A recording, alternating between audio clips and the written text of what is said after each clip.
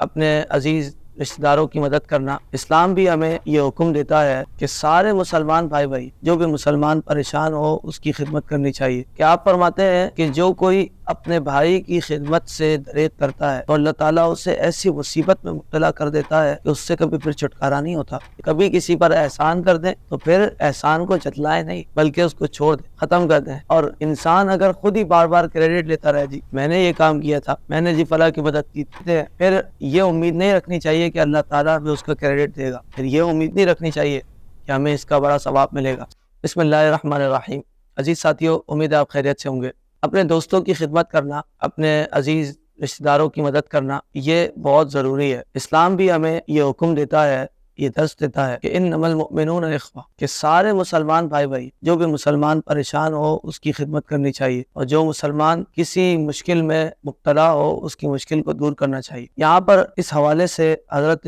شیخ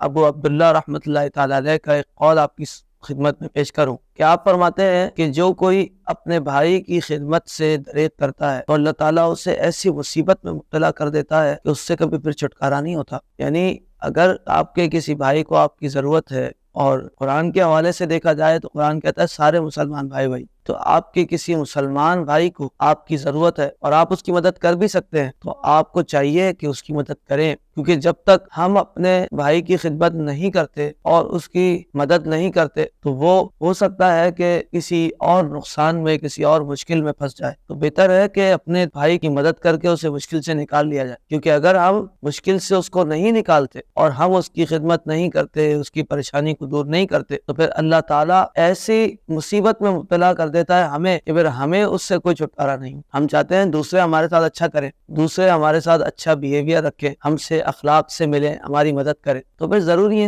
یہ ہے نا کہ ہم دوسروں کو اخلاق کے ساتھ ملیں، ہم دوسروں سے اچھے برتاؤ سے پیش آئیں۔ اگر ہم چاہتے ہیں کہ دوسرے ہماری عزت کریں تو پھر یہ کریں کہ پہلے دوسروں کو عزت دینا شروع کریں۔ کبھی بھی کسی سے ملاقات ہو تو اس سے اتنے اخلاق کے ساتھ ملے، اتنے پیار کے ساتھ ملے کہ وہ آپ کو یاد کرے۔ کبھی کسی پر احسان کر دیں تو پھر احسان کو جتلائیں نہیں بلکہ اس کو چھوڑ دیں، ختم کر دیں۔ اگر وہ شخص جس پر احسان کیا ہے وہ اگر آپ کو یاد بھی دلائے کہ یار تم نے اس وقت میرے ساتھ یہ احسان کیا تھا، میرے ساتھ یہ مہربانی کی تھی، تو آپ کہیں چلو وہ تو ہو گیا، ختم ہو گیا، یعنی اس چیز کو ختم کرنے کی کوشش کریں،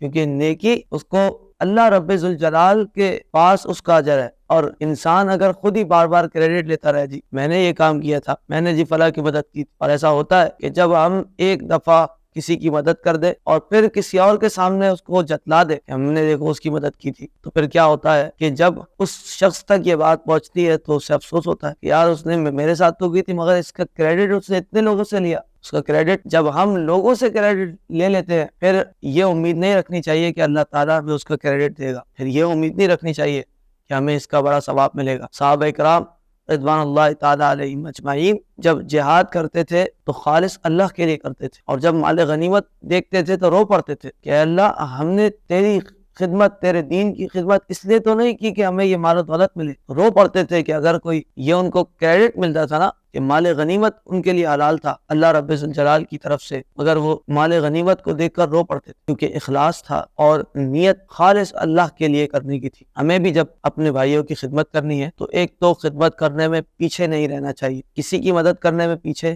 نہیں رہنا چاہیے،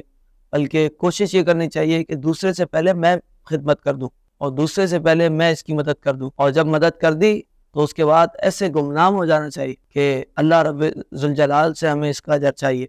اور کسی سے نہیں چاہیے۔ اللہ تعالیٰ ہم سب کو عمل کی توفیق عطا فرمائے، آمین بجائے سید المرسلین صلی اللہ علیہ وسلم۔